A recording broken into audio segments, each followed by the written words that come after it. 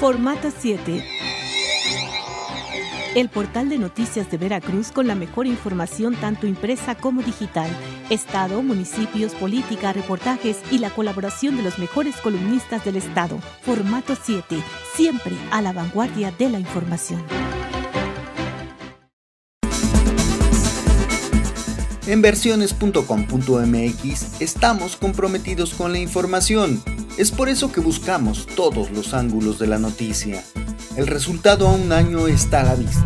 Gracias por su preferencia. Versiones.com.mx, un portal de noticias que es un referente obligado en Veracruz y otras latitudes.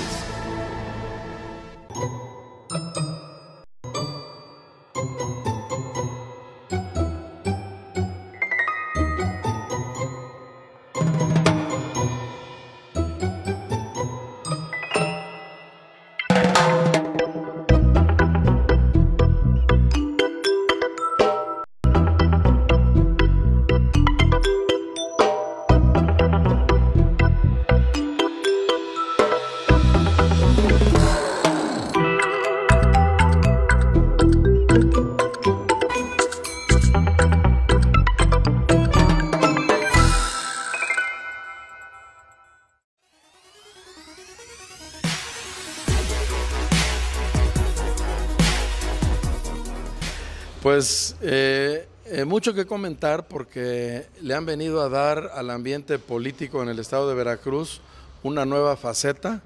Decía hace unos días que este programa es tan importante que puede ser un parteaguas en la comunicación política en el estado de Veracruz, porque es un programa que no limita los puntos de vista, no limita las opiniones, por el contrario, es un espacio abierto a la deliberación de las ideas y a los comentarios que pudieran hacerse del ambiente político en nuestro estado de Veracruz. Yo los quiero felicitar por eso, por la gran apertura que tienen en todo el ámbito político en Veracruz y además felicitarlos por este primer año de éxitos que han tenido y que les augura muchos años más de trabajo y de conquista de la audiencia en el estado de Veracruz. Y por qué no, al ser un instrumento por la vía electrónica y por la vía del internet, pues un espacio que vaya conquistando al país y en todos lados del mundo que puedan ver y escuchar lo que aquí se debate y lo que aquí se decide.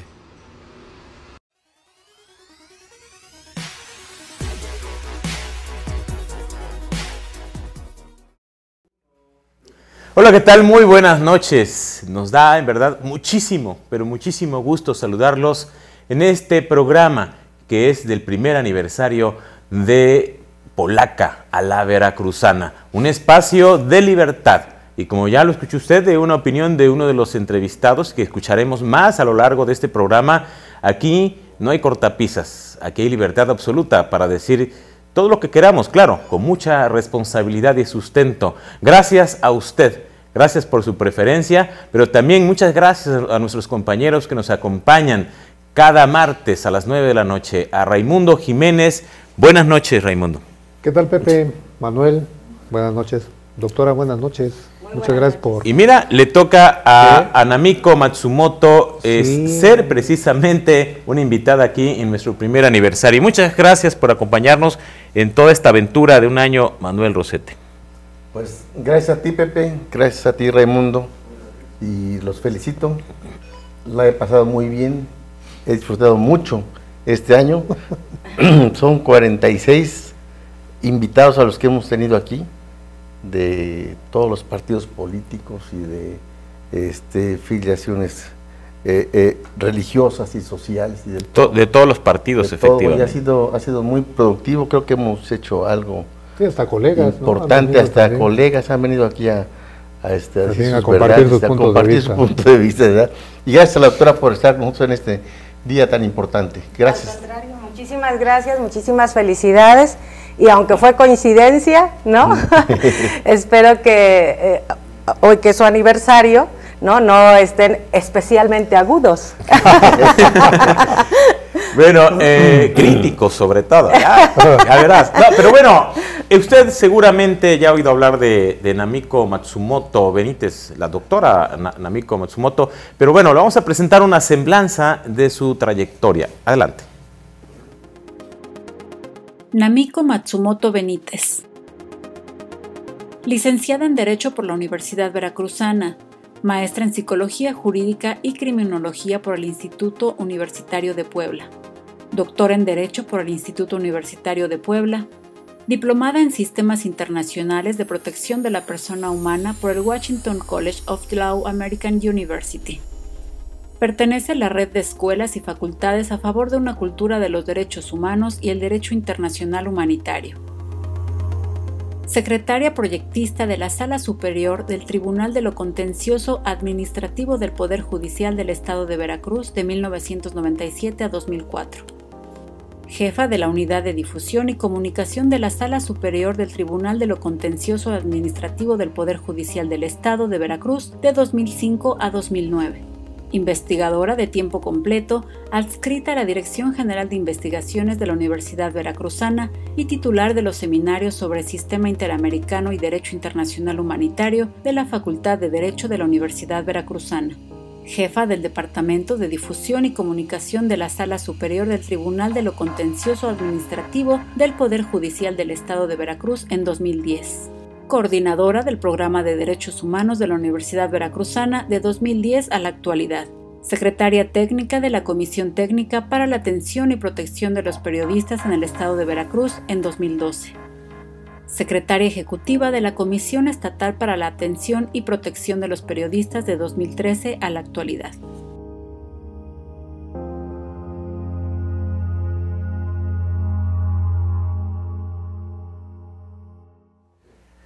Bueno, ya vio usted la trayectoria de la doctora Namiko Matsumoto Benítez, aspirante a presidir la Comisión de Derechos Humanos del Estado de Veracruz, a quien le damos nuevamente la bienvenida aquí en Polaca, la Veracruzana. Buenas noches, doctora.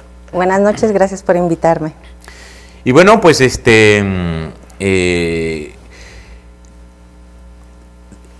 ¿habías aspirado en la anterior ocasión a la Comisión de Derechos Humanos, pero se te atravesó Fernando Pereira Escamilla? ¿Cómo estuvo eso? Y ya después nos platicarás de ahora cómo ha surgido esta nueva idea de relanzarte hacia ese organismo. Bueno, yo en realidad no creo que se haya atravesado una u otra persona. Finalmente hay una soberanía, que es el Congreso, encargado de analizar perfiles y de decidir finalmente quién es la persona idónea para estar al frente de la Comisión Estatal de Derechos Humanos. A los que participamos nos corresponde demostrar que conocemos el tema, que somos las personas idóneas, que tenemos la capacidad, las habilidades, la aptitud para ser titular de ese órgano constitucional autónomo, y al Congreso le corresponde decidir. Ahora bien, me dices, ¿por qué nuevamente? Yo comentaba justamente eso, alguien que me preguntaba exactamente lo mismo que tú me estás preguntando. Y no es un tema de una idea que surge por generación espontánea, no es que yo vi la convocatoria y dije estoy desempleada, entonces quiero participar. La verdad es que los derechos... ¿Sabes qué pasa? Manuel, si me permites hablarte de tú. Claro. Los derechos humanos son mi pasión. He hecho de esto mi forma de vida. Desde que tuve el primer contacto con los derechos humanos, me enganché. Y eso fue siendo estudiante de la Facultad de Derecho, cuando ni siquiera se hablaba, por cierto, del tema de derechos humanos. ¿Qué caso fue? Tuve la oportunidad de participar, de saber que existía una competencia internacional sobre el sistema interamericano, que es un sistema de protección de derechos humanos, un sistema internacional del que nuestro país hace parte, por cierto, y decidí participar en el concurso de selección interna junto con una gran amiga mía.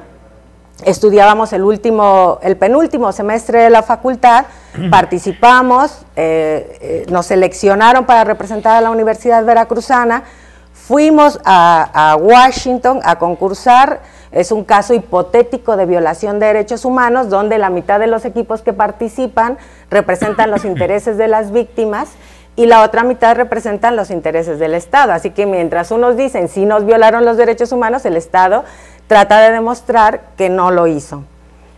El papel, evidentemente el rol más difícil de desempeñar en un litigio de esa naturaleza, pues es la defensa del Estado, porque generalmente, efectivamente, la violación de derechos humanos ocurrió, aun cuando se trate de un caso hipotético.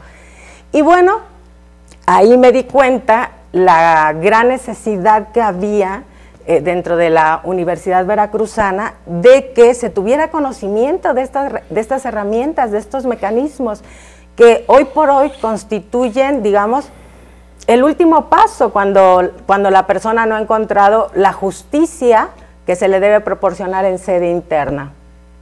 A partir de ahí, debo decir que fuimos muy osadas, mi compañera y yo, porque pues nadie manejaba el sistema interamericano en la Facultad de Derecho, nadie nos quería asesorar porque había desconocimiento sobre los procedimientos y todo esto, pero finalmente debo reconocer que tuvimos el apoyo del doctor Ricardo Corso, que se preocupó por comprarnos material relativo a la incipiente jurisprudencia de la Corte Interamericana, porque en realidad para ese tiempo tenía 5 opiniones consultivas recién y no más allá de 10 sentencias. Así que accedimos a ese material, preparamos el escrito, lo enviamos y nos fuimos a representar a la universidad en ese juicio oral, en ese simulacro de juicio ante la Corte, que es prácticamente lo que ocurre en la realidad, ¿no? Que ahora que he tenido oportunidad de estar en juicios reales ante la Corte Interamericana, pues este concurso es prácticamente idéntico a lo que ocurre en la realidad. Cuando los resultados, la verdad es que fueron bastante buenos para lo limitado del conocimiento en ese momento. Nos correspondió el 5º lugar como equipo representante del Estado, así que nos fue bastante bien considerando que había más de 30 equipos representando cada rol. Me vine con esa inquietud y empecé a hablar con profesores, a plantear la necesidad de que se hablara de los derechos humanos en la Facultad de Derecho de la universidad. Me empecé a involucrar preparando compañeritos que iban a los concursos y finalmente planteé la necesidad de crear una estructura real que tuviera, digamos, herramientas para capacitar, formar jóvenes con esta perspectiva de derechos humanos. Te estoy hablando de casi, 2010, 98, 2000, 2010, 12 años de estar impulsando al interior de la facultad el tema. Primero se crearon los seminarios, era un curso, o sigue siendo un curso optativo, pero que por fortuna, cada vez que se convoca, tengo más de 100 estudiantes que se inscriben al curso sobre Sistema Interamericano y sobre Derecho Internacional Humanitario. Después le planteé al entonces rector de la Universidad Veracruzana, el doctor Arias, la necesidad de crear un programa ya formal, algo institucional al interior de la universidad, y él le pareció que era una excelente idea, acogió la propuesta, se sometió a consejo universitario y se creó el programa de Derechos Humanos de la Universidad Veracruzana. Entonces, a partir de ahí, por supuesto, no solo el trabajo del programa se limitó a dar los seminarios, a preparar chicos para concursos. Déjame decirles que llevamos 6 premios internacionales en materia de derechos humanos. La Universidad Veracruzana ya es un referente, ya es digamos, el enemigo a vencer en esas plataformas de competencia, y un primer lugar nacional que obtuvimos en el primer concurso de debate en derechos humanos que se convocó aquí en el país, que fue por etapas regionales hasta que llegamos a la final y ganamos el primer lugar. Eso fue en Coahuila. Y también, a partir de esta plataforma que representa el programa de derechos humanos, que debo decir que todos los que colaboramos ahí es ad honorem, o sea, no recibimos sueldo por colaborar en el programa. Creamos un órgano de difusión propio del programa que se llama Una Voz Pro Persona y que publica artículos de estudiantes, investigadores, académicos de todo el continente. Y nos sirvió de base también para crear la Red Internacional de Escuelas y Facultades de Derecho a favor de una cultura de los derechos humanos y el derecho internacional humanitario, porque como ustedes saben, muchos países todavía tienen al interior, ¿no?, conflictos armados, entonces es bien importante estudiar el derecho internacional humanitario. Así que en esta red, que también coordinamos desde el programa, pues hay universidades de Argentina, Perú, Colombia, Venezuela, Guatemala, Honduras y México, varias universidades de México. Las Ibero se han incorporado, la Ibero León está en la red, el TEC de Monterrey Campus DF me parece que también está en la red. Entonces, digamos que son ya muchos años de estar continuamente vamos, no eres una improvisada en el tema, por lo que estás platicando, ¿no?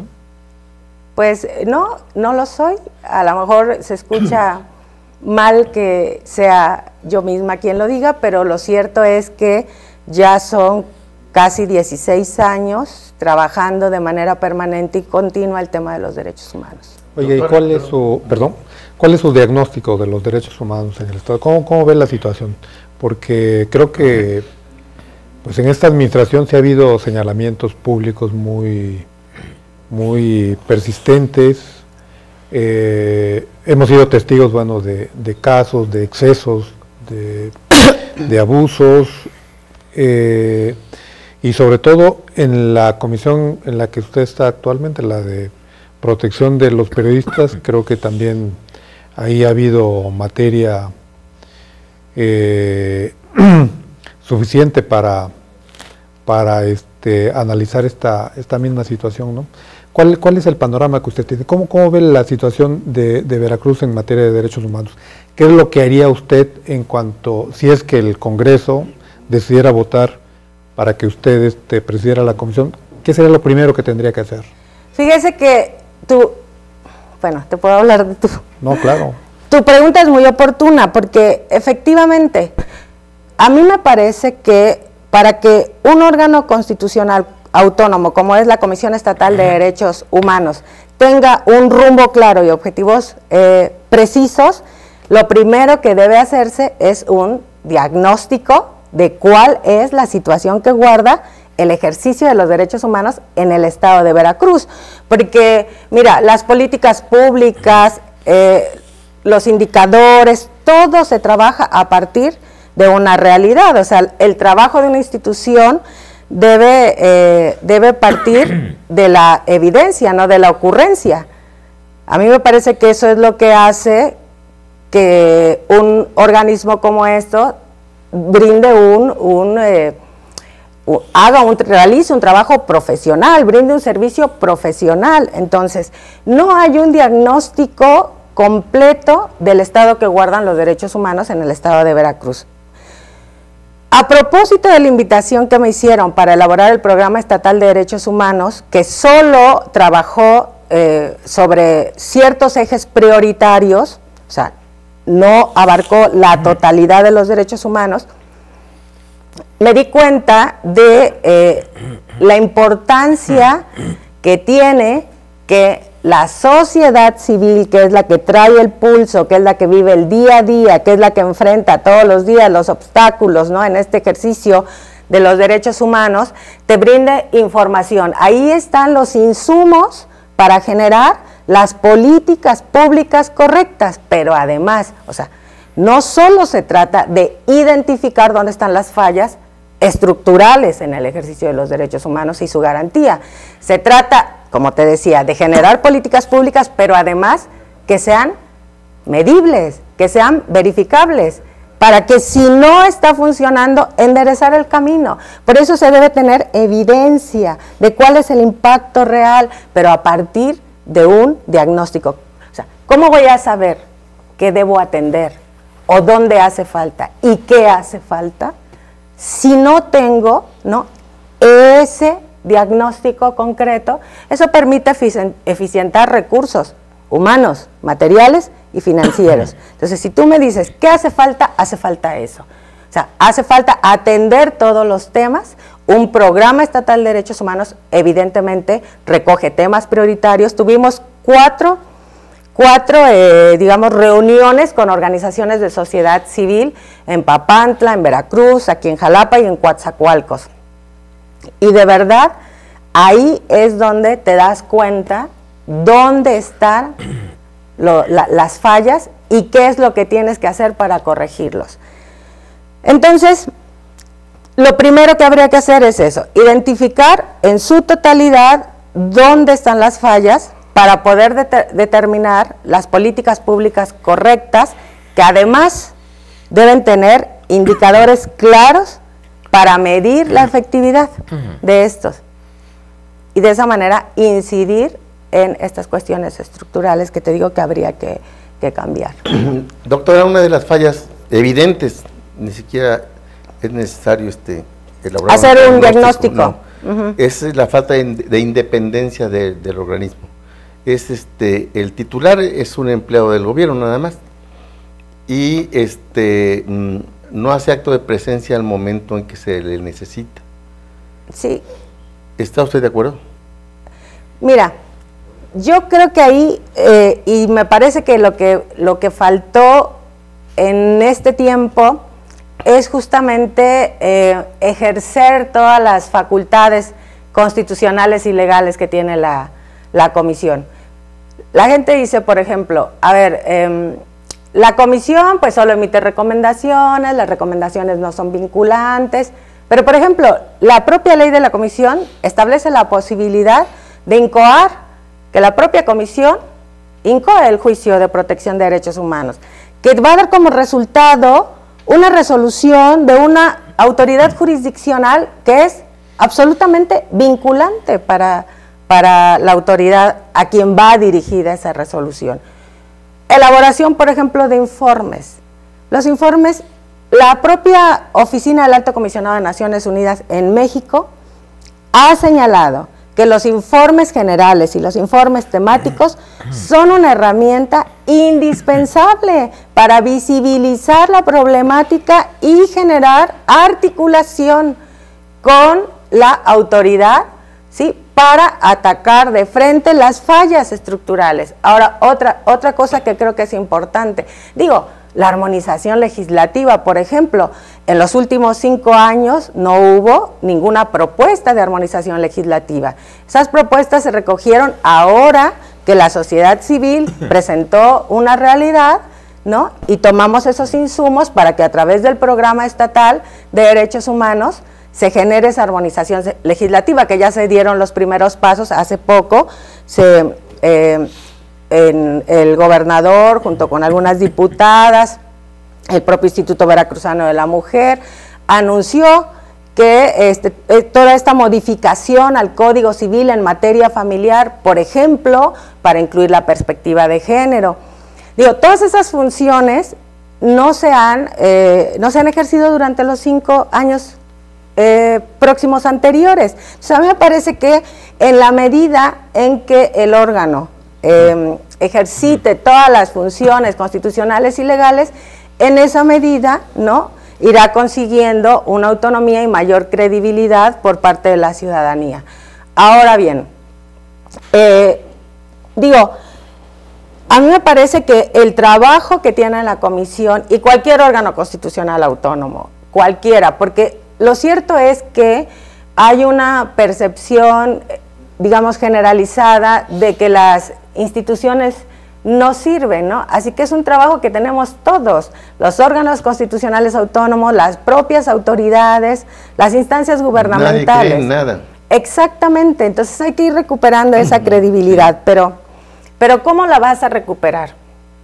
Y yo digo, con información, o sea, demos la información de lo que estamos haciendo y ciudadanía, infórmese, apropiese de sus derechos, conozca las instancias, ¿sí me explico? Conozca, o sea, tanto la parte sustantiva, o sea, qué derechos, cuál es el alcance de esos derechos y cómo los mecanismos, o sea, como la parte adjetiva, los mecanismos que se pueden utilizar, ¿sí?, para que te respeten esos derechos.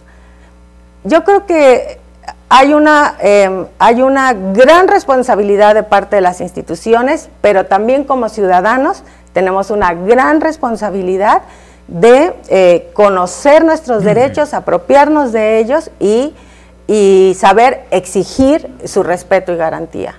Hay una corresponsabilidad ahí. Sí. Doctora Anamico, se te ha cuestionado en algunas columnas periodísticas y algunos actores políticos han declarado, se te ha cuestionado tu paso por la Comisión de Atención y Protección a los Periodistas, de la cual, bueno, tengo entendido que recientemente solicitaste licencia o te separaste del cargo como secretaria ejecutiva. Pero te han cuestionado tu paso por ese organismo. ¿Qué puedes responder tú a esas críticas, a esos señalamientos, ¿no? Sí. Porque se dice que no se ha hecho gran cosa en la comisión, que no se ha hecho, o algunos dicen que no se ha hecho nada, o que es un organismo que innecesario, y hay quienes han propuesto que desaparezca ese organismo. Además, un organismo que nace en medio de una situación de una gran crisis mediática del gobierno del Estado, por el asesinato de periodistas, que bueno, ha habido incluso hasta señalamientos de que creen algunos que los ha mandado matar el gobernador, cuando son casos que tienen que ver con otras cuestiones, vamos. Pero ajenas incluso al periodismo, ¿no? Ajenas incluso hasta al periodismo. Y en ese contexto surge esta comisión, que para mi gusto, y alguna vez lo platicamos, yo siento que fue un proyecto que nació muerto porque no había lo que comentamos de la misma Comisión de Derechos Humanos. La gente ya no cree en nada, ¿no? Pero ¿qué respondes tú a esos señalamientos, a esas críticas de que tú has estado en ese organismo y ahora aspiras a presidir la Comisión de Derechos Humanos? Mira, yo lo primero que diría es que tienes mucha razón en el sentido de que la propia circunstancia en que surgió la comisión ha hecho que vaya como cuesta arriba, tratando de generar confianza del gremio, que es a quien sirve, del gremio periodístico, que es a quien sirve, pero me parece que poco a poco y con trabajo se ha logrado. Mira, al final lo que cambia la percepción son los resultados. Vamos paso a paso. En primer lugar, es muy importante señalar que la función que la comisión tiene encomendada constitucional y legalmente es otorgar medidas de protección. Otorgar medidas de protección cuando la vida e integridad del periodista corra riesgo con motivo del ejercicio de la libertad de expresión. Esa es la función principal de la comisión. Es decir, la comisión de inicio tiene un esquema, digamos un diseño reactivo para empezar. O sea, el periodista sufre la amenaza, la comisión interviene y le brinda medidas de protección. Ahora bien, en la Constitución dice que además tenemos la posibilidad de coadyuvar a generar mejores condiciones para el ejercicio del periodismo. Ahora bien, considerando esas pequeñas líneas que vienen inmediatamente después de decir que estamos para brindar medidas de protección y con el mandato constitucional que se tiene ahora de interpretar todas las normas bajo el principio pro persona, que quiere decir interpretar las normas de la manera más favorable al individuo, nosotros pensamos que era muy oportuno generar un esquema, no de una comisión reactiva, es decir, ese ya lo tenemos encomendado, sino también de una comisión preventiva.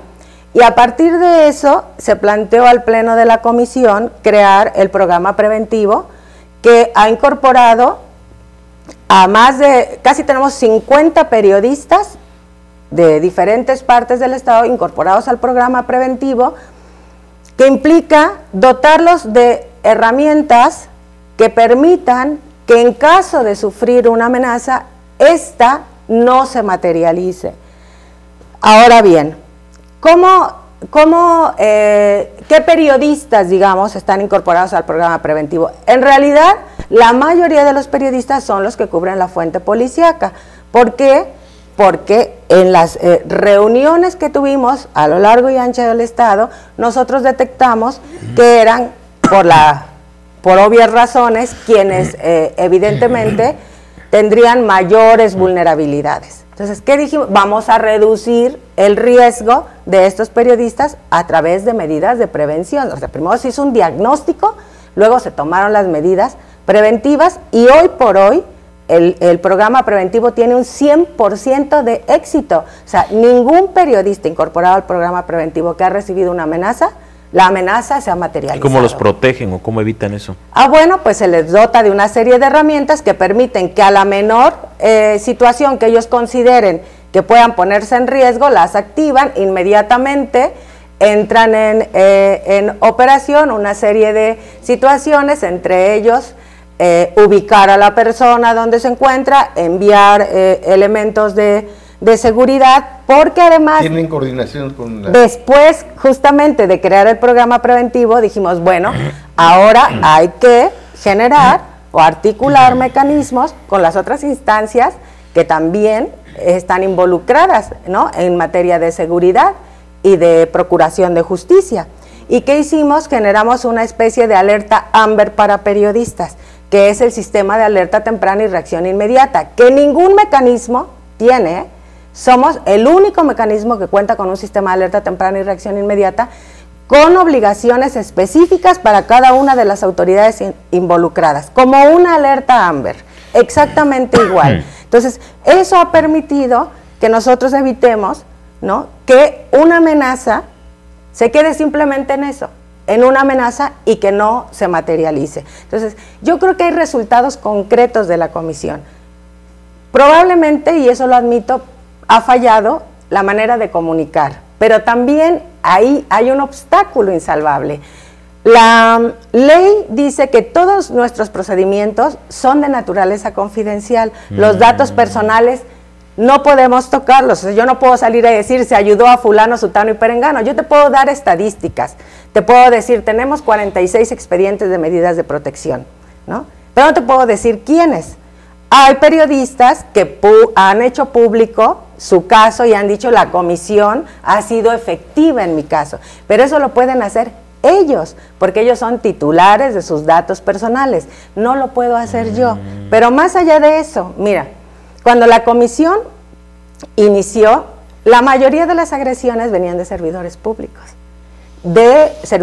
particularmente municipales, y de elementos de seguridad pública, que analizamos la situación y dijimos, bueno, a ver, la capacitación es una herramienta para enseñar a los servidores públicos lo que no pueden hacer, pero además decirle que si lo hacen va a haber consecuencias. Y también capacitar a los periodistas para que tengan herramientas para cubrir el hecho noticioso sin arriesgar la vida, ¿no? Entonces empezamos una campaña, digamos, continua y permanente de capacitación a servidores públicos y a periodistas, servidores públicos y periodistas. Llevamos más de 4.600 servidores públicos capacitados en materia de libertad de expresión desde el periodismo. Pero no creas que vamos y decimos, yo doy los cursos en materia de libertad de expresión, pero implementamos un curso taller, porque la idea no es ir a decir, el artículo 6 dice esto, el 13 de la Convención Americana dice aquello, ¿no? El 19 del Pacto Internacional de Derechos... No. A ver, ¿qué hacemos? Les decimos, a ver, sí, efectivamente, esta es la normativa, estas son sus obligaciones. Les recordamos que los servidores públicos solo pueden hacer lo que la ley les permite, ¿sí? Pero además recreamos situaciones, ¿sí?, como accidentes, como cuestiones de cubrir que haya ocurrido un homicidio, etcétera, y les decimos lo que no pueden hacer. O sea, tú no puedes pedir que borren fotografías, tú no puedes amenazar al periodista. El periodista también tiene obligaciones, ¿no? También tiene obligaciones, respetar, por ejemplo, el área acordonada, etcétera, etcétera. Pero se recrean situaciones específicas que ocurren todos los días para que el servidor público sepa lo que no puede hacer, y que de hacerlo la comisión si se acredita efectivamente una restricción ilegítima a la libertad de expresión, pues va a recomendar que se le abra un procedimiento sancionatorio administrativo, como hasta la fecha llevamos 52 servidores públicos sancionados a raíz de resoluciones de la Comisión Estatal. Muy bien. Bueno, pues estamos aquí platicando con la doctora Namiko Matsumoto Benítez, aspirante a presidir la Comisión de Derechos Humanos del Estado de Veracruz. Gracias por acompañarnos en este programa de aniversario de Polaca la Veracruzana. Hacemos una pausa, regresamos.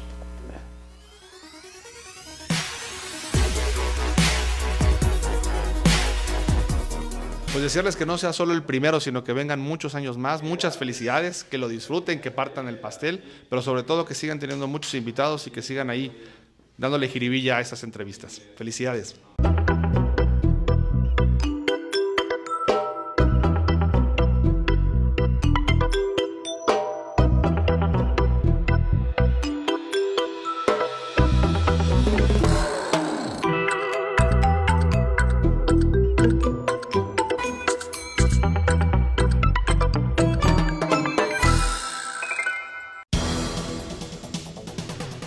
En Orizaba y la región, la información precisa y oportuna se encuentra en Diario Noticias. Reportajes, columnas, deportes y un poco de humor con las caricaturas de Moraliux y Rocha Garfias. Solo accesa a la siguiente dirección: www.diarionoticias.com.mx y ponte al día con la mejor información. Recuerda que Diario Noticias es periodismo diferente. Formato 7. El portal de noticias de Veracruz con la mejor información tanto impresa como digital. Estado, municipios, política, reportajes y la colaboración de los mejores columnistas del Estado. Formato 7. Siempre a la vanguardia de la información.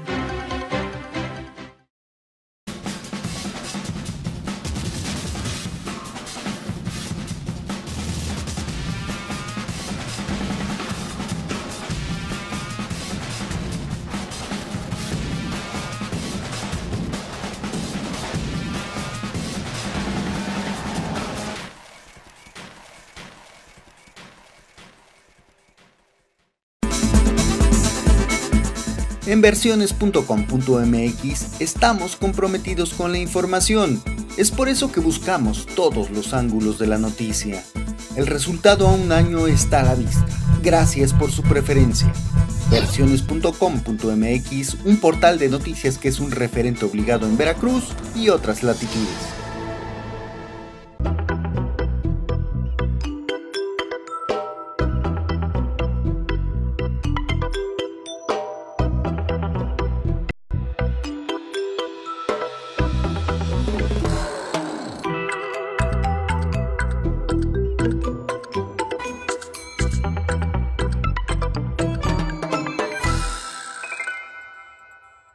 Felicitarlos por la amplitud, la democracia y la crítica severa que hacen, pero además analítica de lo que pasa en la política veracruzana. Un cordial saludo a nuestros amigos periodistas, que son las plumas más destacadas que tenemos en Veracruz, y una trayectoria que todos conocemos. Sinceramente, felicidades, que sea el primero de muchos años más.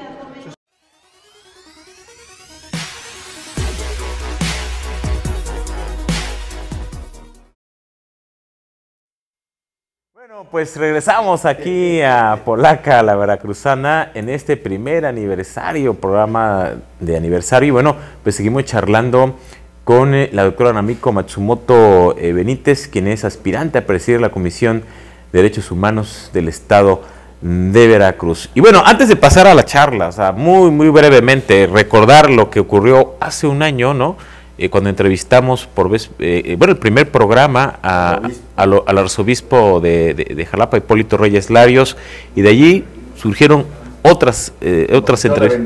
Nos echó la bendición, que le llamó la atención, por cierto, el Diablito, ¿no? Que sí, dijo que era un diablito de pastorela. No lo exorcizó, ¿verdad? Estuvo tentado a echarle agua bendita. No, pero que no iba a querer entrar al estudio. Pero no teníamos los muebles rojos, por cierto, si no iba a pensar que es así como que muy... Fideliano. Bueno, la verdad es que no creo que atemorice más el diablito que ustedes tres, ¿eh?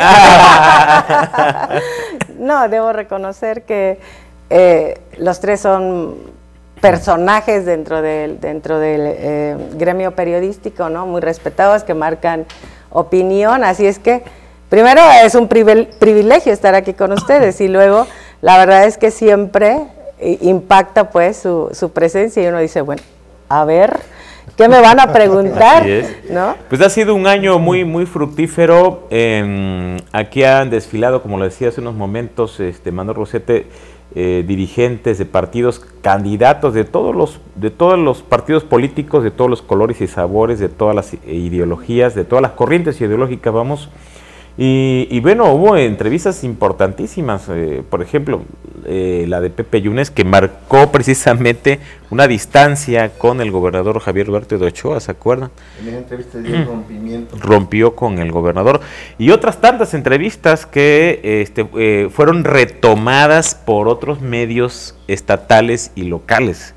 O sea, ya han sido muchos los columnistas y articulistas que han retomado lo que aquí hemos transmitido. O sea, Polaca la Veracruzana no llegó para quedar en el ostracismo, en el olvido. ¿O ser uno más? O ser uno más del montón, no. Estamos realmente haciendo mucho, pero mucho ruido. Estamos generando mucha polémica, mucha controversia.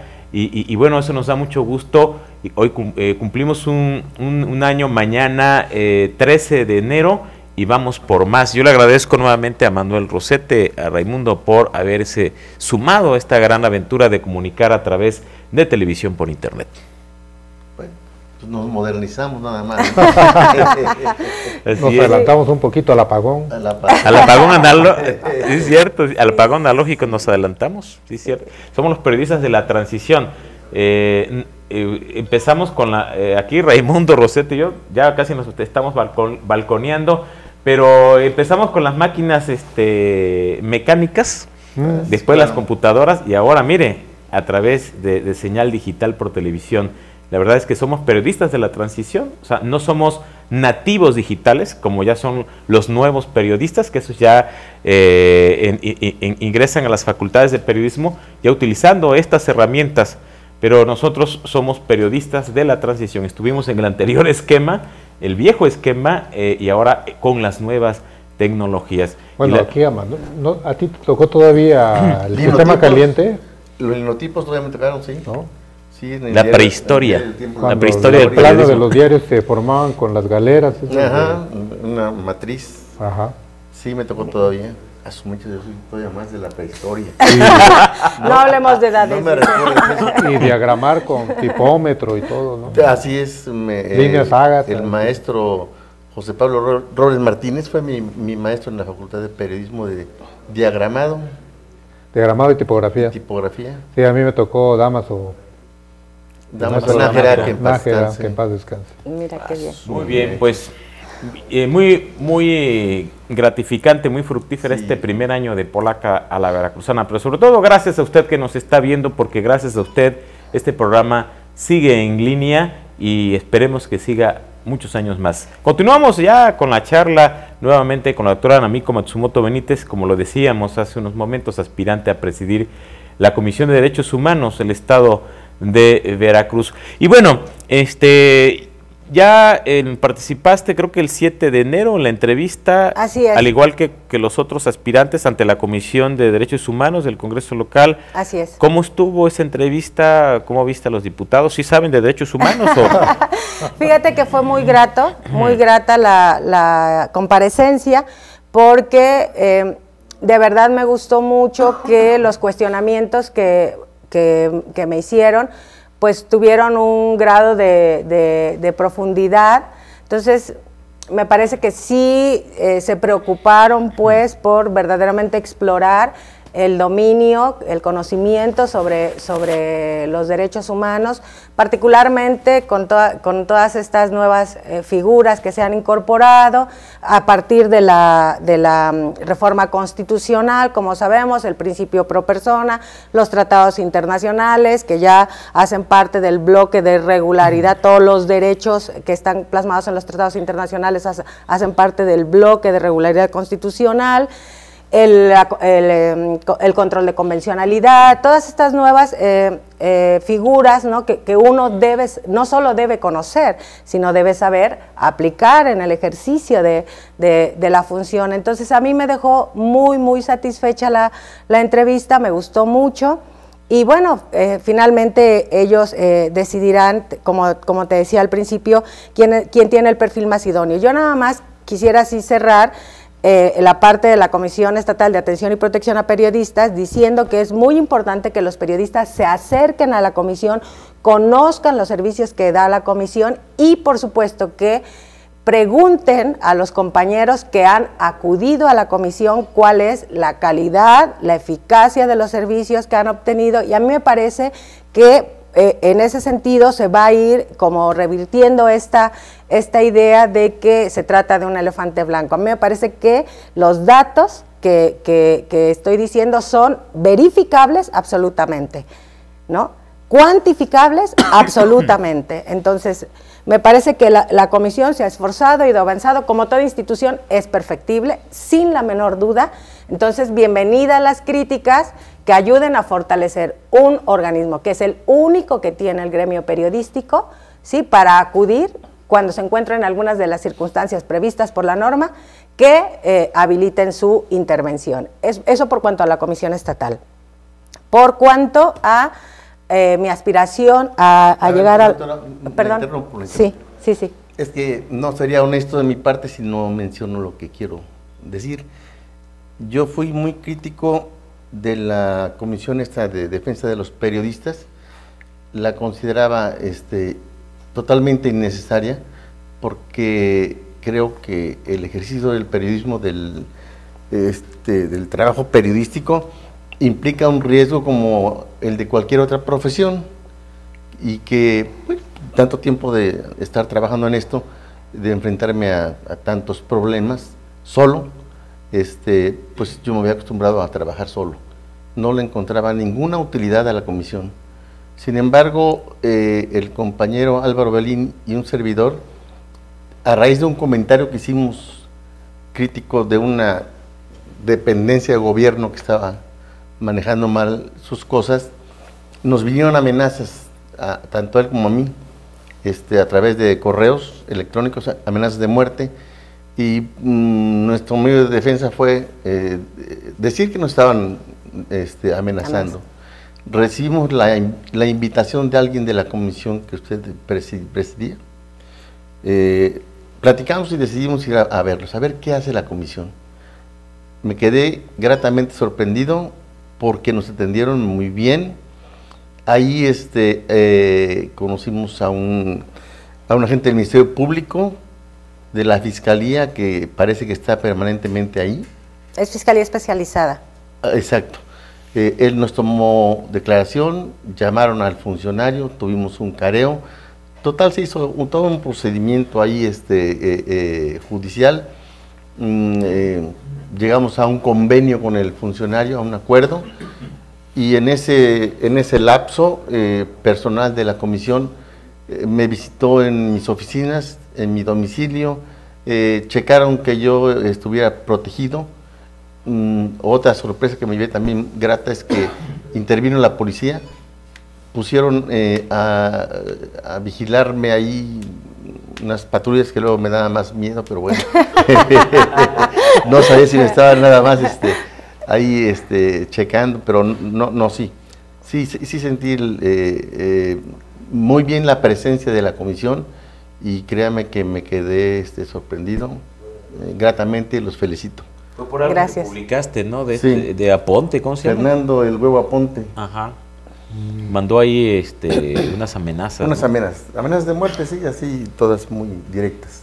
Qué Pues barbaridad. quiero decir que la experiencia que usted tuvo es la experiencia que tienen todos y cada uno de los compañeros que acuden a la comisión, porque finalmente para eso estamos, para eso nos alquilamos como servidores públicos, para servir, ¿no? Y estamos comprometidos justamente con proporcionar el servicio a cabalidad que tenemos encomendado. Como usted muchos compañeros periodistas, hay otros compañeros que han hecho público su testimonio, como usted lo hace el día de hoy. Yo le diría a esos compañeros que critican a la comisión que la crítica es muy buena, que señalen las fallas que ellos encuentran y que propongan qué es lo ideal para superar cualquier falla que ellos identifiquen.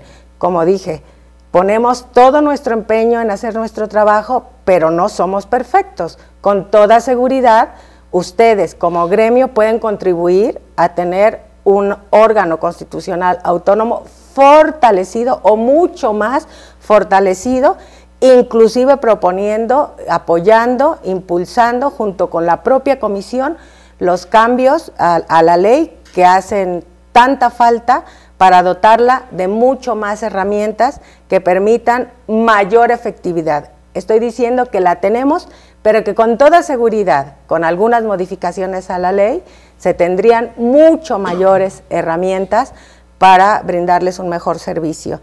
Y con la misma pasión y entrega que lo he hecho desde la comisión, con la misma pasión y entrega que participo en esta convocatoria para elegir al presidente de la Comisión Estatal de Derechos Humanos. Y bueno, yo creo que mi carta de presentación es mi trabajo, los años de experiencia que tengo con esto y el compromiso, particularmente, el compromiso que tengo con los derechos humanos. Creo que eso es Debe estar consciente plenamente del tremendo trabajo que le espera si usted es electa presidenta de la comisión. Ahí es muy universal el tema de los derechos humanos porque son muchísimos, ¿no? Y además, ¿sabe que hace tanta falta una reingeniería institucional? Yo me puse a revisar todo el tema de recomendaciones y a veces se tarda hasta un año en emitir una recomendación. Y bueno, desde mi perspectiva hace falta agilizar los procedimientos al interior de la comisión, porque justicia, como dicen, justicia retardada, justicia denegada, ¿no? Claro. Es revictimizar a la persona que acude justamente porque se le han violado sus derechos humanos. Hace falta explorar muchas cosas, profesionalización, diría yo. No estoy poniendo en cuestión los conocimientos de las personas que ya laboran en la comisión, pero me parece que el diseño institucional es lo que falla, porque, por ejemplo, la Comisión Nacional de Derechos Humanos tiene visitadurías por tema y las direcciones también por tema, de tal suerte que si se trata de un tema de mujeres siempre va a conocer el área de mujeres, si se trata de migrantes siempre migrantes, libertad de expresión siempre libertad de expresión. Y aquí en la Comisión Estatal, por ejemplo, las quejas se conocen por turno, de tal suerte que no se abona a la especialización por tema del personal, ¿no? En la medida en que tú atiendas las quejas de manera temática, con toda seguridad, ¿no? Adquirirás mucho mayor experiencia, mucho mayor conocimiento, vas a saber cuál es el contenido y alcance de ese derecho, vas a conocer todos los estándares internacionales aplicados en esa materia en particular. O sea, me parece que hace falta efectivamente una reingeniería que se traduzca en un servicio eficiente y eficaz. Oiga, ¿qué opinión le merece que la Comisión Nacional de Derechos Humanos haya tenido que atraer el caso de la agresión de la Policía Estatal a los pensionados?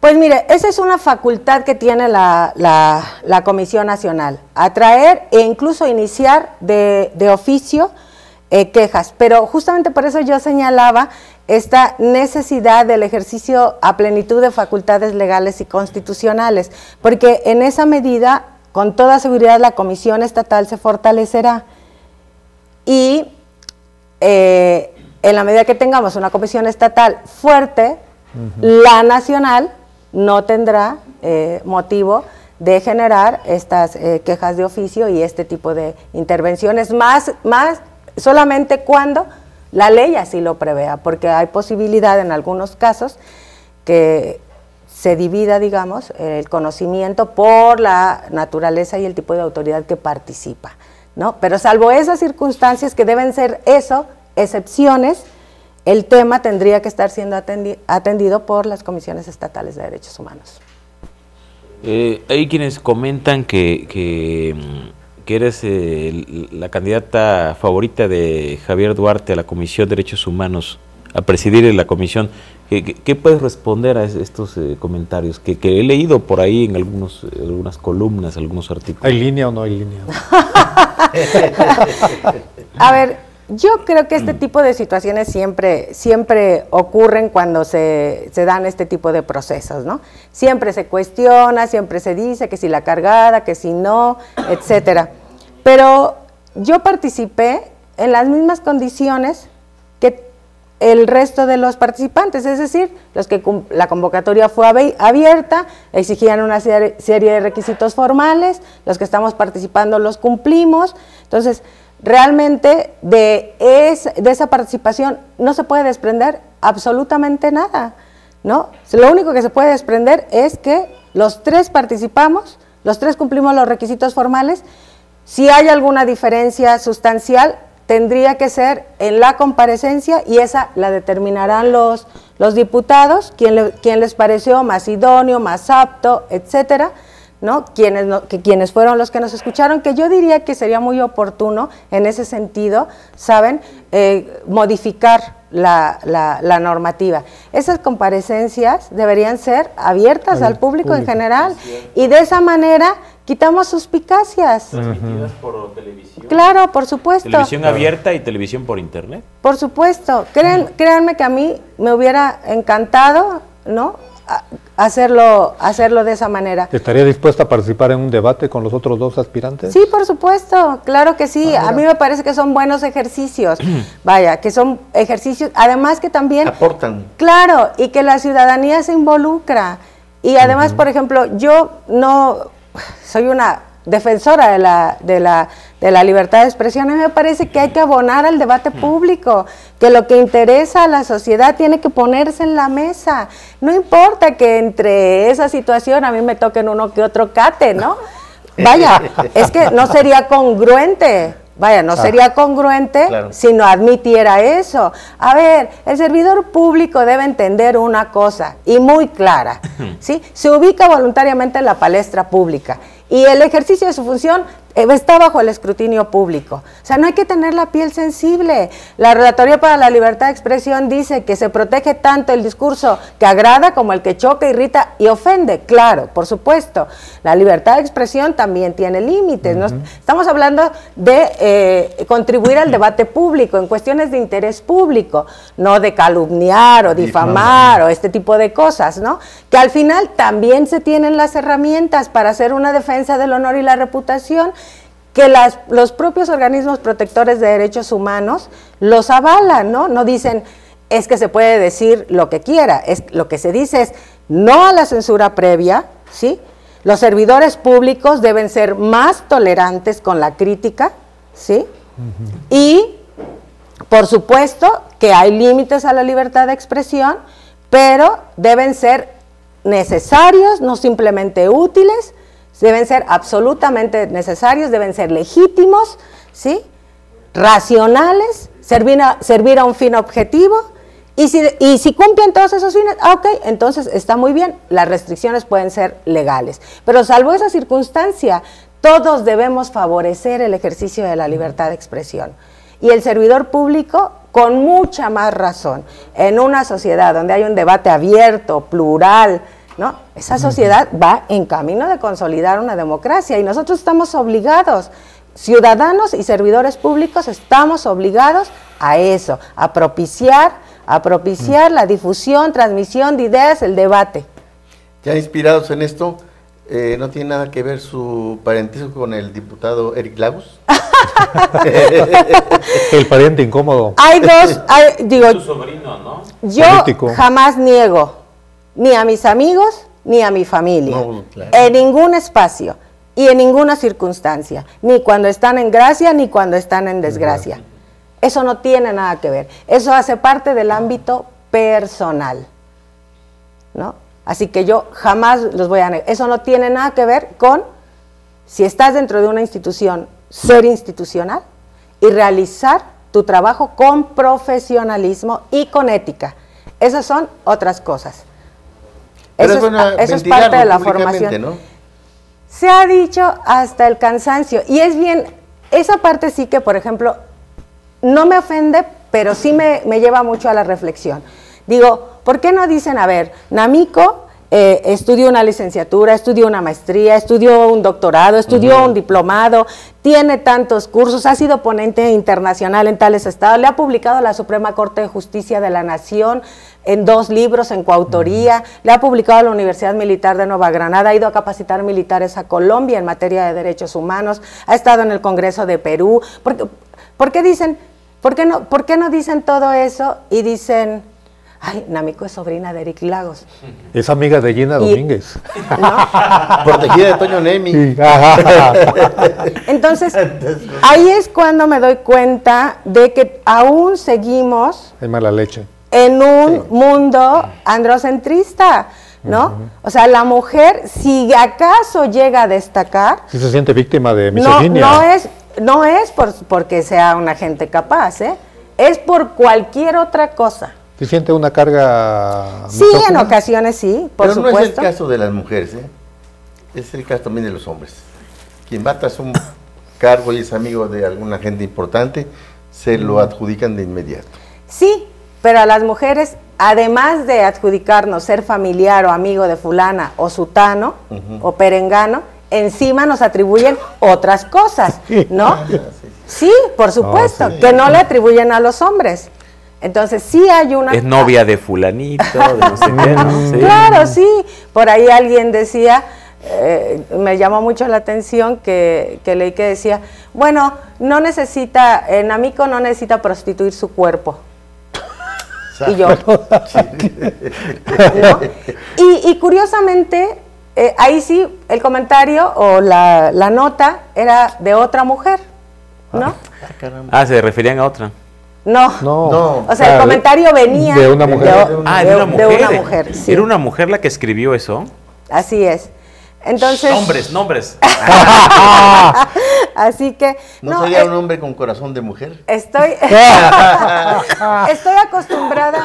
acostumbrada a la crítica y exacto, y soy muy bajezas. Y soy muy tolerante a ella, muy tolerante. De todo, ¿verdad? Sí, efectivamente, de todo. Sobre todo desde que llegó a la comisión. Me atribuyen determinadas preferencias sexuales, digo, como si eso fuera una ofensa. Por Dios, yo soy una defensora de derechos humanos. Por supuesto que no me ofende una situación de esa naturaleza. No es el caso, pero tampoco sería una ofensa para mí. Cuando lo leí realmente dije, bueno, se equivocó, ¿no?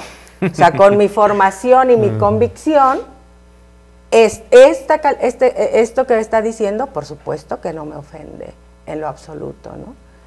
Pero bueno, es parte, me parece, yo comentaba el otro día justamente con Pepe que la política, como te dije, es un deporte de contacto, ¿no? Y a veces el contacto es fuerte. Yo soy muy respetuosa, muy respetuosa de las ideas de los demás, pero me parece que el eje rector en el actuar humano, y esa será la única manera cuando como sociedad y autoridades transitemos a un estadio mejor de cosas, es respetar la dignidad humana. Usted me puede decir a mí lo que guste y criticar lo que guste de mi ejercicio público. Sí, claro, por supuesto. Es ejercicio público. Sí, porque está expuesta a eso, claro, ¿no? Al escrutinio público, ¿sí? Como pero funcionaria pública. Privada, ¿no? Pero en el momento en que todos respetemos y nuestro eje de la actuación de verdad sea el respeto a la dignidad humana, ese día, con toda seguridad, estaremos como sociedad en otra posición. Alguien decía, esta abogada, refiriéndose a mí, la única experiencia que tiene en materia de periodismo es haber servido café en el Poder Judicial. El sábado acaba de ir un compañero a entrevistarme, sin anunciarse, por supuesto, pero yo siempre recibo a todo mundo, se anuncie o no se anuncie, porque para eso eres servidor público, para servir. Entonces, evidentemente no había más personal de la comisión, entonces yo le ofrecí un café y se lo serví. ¿Eso me hace menos digna o menos profesional o incapaz de desempeñar un puesto? Por supuesto que no, por supuesto que no. Es que, a ver, las personas piensan que tener un cargo público ya es que tú te tengas que conducir y manejar de otra manera. No es cierto, eso no es verdad. Los seres humanos somos iguales en dignidad. Y cualquier trato diferenciado que carezca de una base objetiva y razonada es discriminación. Y yo jamás, jamás, jamás lo voy a hacer. Así que yo con todo gusto le sirvo un café, lo ayudo en lo que sea necesario. He tenido compañeras en situaciones, por ejemplo, de centro de salud, en que por supuesto que si no tiene una persona que la acompañe en ese momento y yo llego a saber en qué pasa, que lo puedo ayudar, me hago cargo de la situación. ¿Eso qué? Ni siquiera tiene que ver con que sea servidor público, no. Tiene que ver con que somos humanos, con que debe haber un sentimiento de solidaridad entre nosotros, de ayuda, de respeto. Vaya. Que es lo que se ha perdido, ¿eh? Bueno, ya estamos terminando ya este programa, se nos está acabando el tiempo. Ya muy brevemente, ¿cuáles son los tiempos que marcan, bueno, este proceso de elección del presidente o presidenta, en su caso, de la Comisión de Derechos Humanos? ¿Qué es lo que sigue cuando los diputados van a emitir ya su dictamen? ¿Cuándo rendiría protesta el nuevo presidente o presidenta de la Comisión de Derechos Humanos? ¿Cómo serían ya los... Bueno, la convocatoria me parece que se queda hasta el punto en que el día 14 tienen que someter a votación del Congreso. ¿Del Pleno? Del Pleno, exacto. 14. La terna. Ajá. Y ahí el Congreso decidirá quién será el nuevo titular de la Comisión Estatal de Derechos Humanos. ¿Que estaría rindiendo protesta cuándo? Eso no lo dice exactamente no. La convocatoria. Pero asume, a fin de mes asume el cargo, ¿no? Sí, eso sí. A fin de este mes de enero. Me parece que el día 29 de enero culmina el periodo del actual presidente. El no buen periodo del actual presidente, hay que decirlo, Fernando Pereira, no hizo buena labor. Y eso que llegó con la bendición del clero, ¿no? Y eso que llegó con la bendición de la iglesia, del clero, ¿eh? Un pésimo papel, la verdad, muy gris. Hay que decirlo. No sé qué opinas. Yo opiné bastante. Sí, ¿verdad? Muy bien, pues hemos llegado aquí al final de este programa Polaca la Veracruzana. Ya se dio usted cuenta, aquí le preguntamos de todo a la doctora Namico. No hay cortapisas. ¿Y ella se defendió también? Sí. Muy bien. Se ve que venía muy bien preparada, ¿eh? Así es. A ver qué dicen ahora los diputados locales, si la eligen o no como presidenta de la comisión. A lo mejor cambian de opinión, a favor. Y si la llegaran a elegir, estás invitada. Gracias. Si llegaras a ser presidenta de la Comisión de Derechos Humanos aquí en Polaca la Veracruzana. Muchas gracias, Namico. No, al contrario, de verdad les agradezco el espacio, el tiempo, me sentí muy bien, además es muy gratificante compartir con ustedes. Saben el oficio, no me queda la menor duda, ¿no? Así es que muy contenta, muchas gracias, de verdad. También muchas gracias a Raimundo Jiménez. Gracias, Pepe Manuel, doctora, un placer haberla tenido aquí y haber charlado con usted sobre un tema tan interesante como es el de los derechos humanos. Gracias. Muchas gracias, Manuel Rosete. Gracias, Pepe. Gracias, Ray. Nuevamente, felicidades a los dos. Gracias. A los tres. Doctora, muchísimas gracias por venir. De verdad, yo soy la agradecida. Muy gentiles.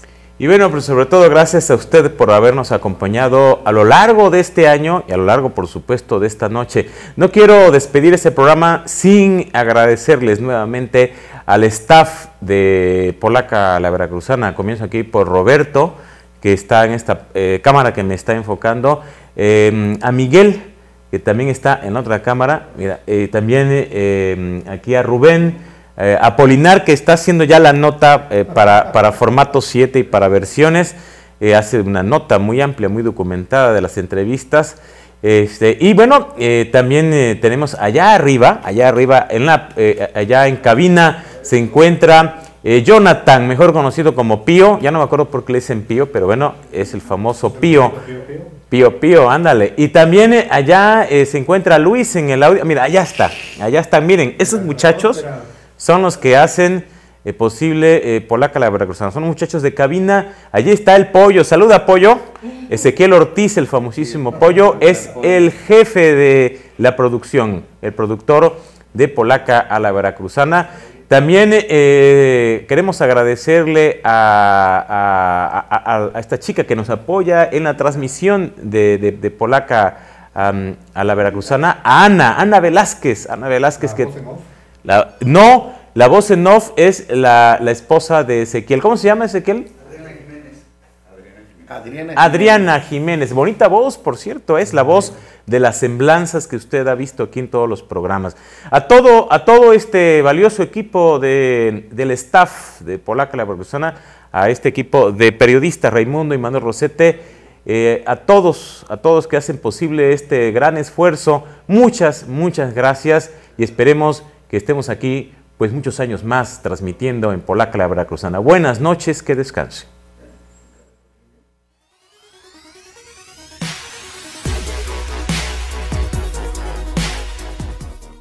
Decirle que son todos periodistas profesionales, hombres que tienen un conocimiento profundo de la dinámica política social de Veracruz y que siempre es un honor estar con ellos, que son grandes amigos, hombres leales y gente de palabra. Así es que compartir con ellos en aquella ocasión el estudio y hoy el poderles mandar esta felicitación a mí me llena de orgullo. A mis amigos y a todos los que están involucrados en la producción, muchas felicidades.